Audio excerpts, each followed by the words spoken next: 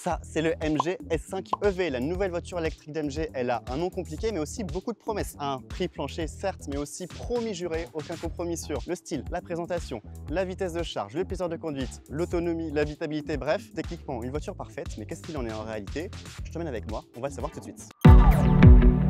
Vous l'aurez compris, hein, ce MG S5 EV, c'est un SUV. Il mesure 4,47 m de long, donc c'est à quelques centimètres près de la longueur d'un Renault Scénic électrique. C'est un peu plus petit qu'un Peugeot 3008, c'est beaucoup plus petit qu'un Tesla Model Y. C'est pas une voiture qui est déplaisante à regarder, hein, ça marche assez bien, surtout en plus en haut de gamme avec les jantes 18 pouces, la peinture métallisée, etc. C'est juste que c'est un dessin qui est assez consensuel, hein. Ça reprend toutes les idées du moment, avec notamment les phares à double étage. Là, c'est pour le jour, là, c'est pour la nuit. Petit air de famille avec les autres MG sur la calandre, avec un petit insert couleur qui remonte au milieu. Et si on s'approche, vous voyez que la calandre, en fait, elle est motorisée. C'est-à-dire que s'il n'y a pas besoin de refroidir le moteur ou la batterie, ça se ferme. C'est bon pour l'autonomie. Le profil aussi, hein, il n'y a pas grand-chose à dire. Il y a des lignes un peu dans tous les sens pour dynamiser un petit peu tout le profil. Et quand on passe à l'arrière, on a un air de famille avec la MG4 et sa petite sœur avec le bandeau qui descend ici. On a aussi une petite reprise du drapeau à damier dans les phares parce que c'est la course, parce que c'est fan.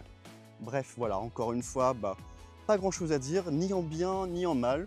Ça va plaire au plus grand nombre et je pense que c'est la meilleure chose qu'on peut souhaiter à ce genre de voiture. Évidemment, dites-moi en commentaire ce que vous en pensez. Dernière petite info, la plateforme. Le MG S5 EV reprend la plateforme MSP qu'on trouve déjà sur la MG4 et le Cyberster aussi, le petit roadster électrique.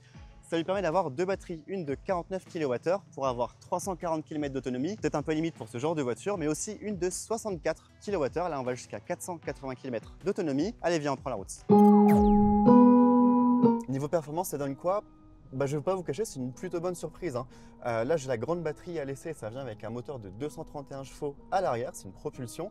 Ça fait un 0 à 100 en 6 secondes 3, ce qui est plus que nécessaire, hein, on va pas se cacher pour ce genre de voiture. Mais je vais pas vous cacher, c'est quand même plutôt sympa à conduire. C'est l'avantage en gros de la plateforme de la MG4 et du Cyberster, c'est que j'aime par exemple beaucoup la direction. Elle est très légère, mais en même temps elle est très précise.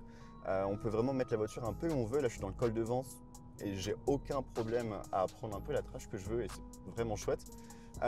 La suspension, elle est honnête, hein, c'est pas la référence de la catégorie, mais elle fait vraiment le taf. Les sièges sont assez confortables. La pédale de frein aussi, ça se passe vraiment bien, hein. C'est vraiment une consistance qu'on a sur une voiture essence traditionnelle.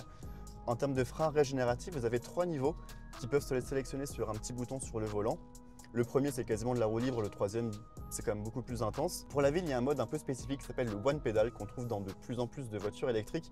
L'idée, c'est de pouvoir arriver à l'arrêt total, à un feu rouge par exemple, sans jamais avoir à toucher à la pédale de frein. Alors c'est très bien, mais il y a un seul truc qui me chagrine un peu, c'est qu'en fait, pour l'activer et le désactiver, il faut passer par l'écran. Et je trouve ça dommage qu'on ne puisse pas y accéder en appuyant sur le même bouton que le reste du freinage régénératif. Ça y est, c'est la recharge, on est sur une borne Unity sur une aire d'autoroute. Pour la charge rapide, MG promet une recharge de 10 à 80% en 24 minutes avec la petite batterie et en 28 minutes avec la grande, celle qu'on a. La puissance maximale théorique pour la grande, c'est 140 kW. Écoutez, on est à 53% et on est encore à 139 kW, hein, ce qui est quand même vraiment bien. En 10 minutes, on a pris 22 kWh. Ce qui est intéressant aussi, c'est que sur la version haut de gamme, celle qu'on a actuellement, le GPS a un planificateur d'itinéraire qui permet de calculer automatiquement les arrêts recharge sur un long trajet, ça c'est toujours mieux. On a aussi un préconditionnement de la batterie, comme ça permet d'arriver à la station recharge avec une batterie à température optimale et de passer le moins de temps possible à la borne. Une des bonnes surprises de ce MG 5EV, c'est l'intérieur et notamment la qualité perçue. On sent par exemple que MG a vraiment entendu ce qu'on pouvait reprocher à la MG4. Ce qui frappe en premier lieu, c'est la qualité perçue. Alors certes, ça, c'est du faux cuir, ça, c'est du faux carbone, mais c'est plutôt plaisant à l'œil, c'est plutôt plaisant au toucher aussi, donc ça fait du bien.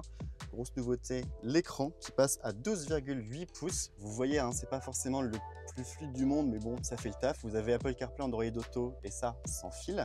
Vous avez aussi en nouveauté les services en ligne, dont TikTok évidemment à l'arrêt, hein, pendant la recharge. Autre nouveauté, ce qui s'appelle le pilote MG personnalisable. En gros, c'est une personnalisation des aides à la conduite. Si vous n'aimez pas que ça fasse bip bip, vous appuyez là-dessus, ça ne fait plus bip bip. Grosse nouveauté toujours appréciable aussi, des boutons.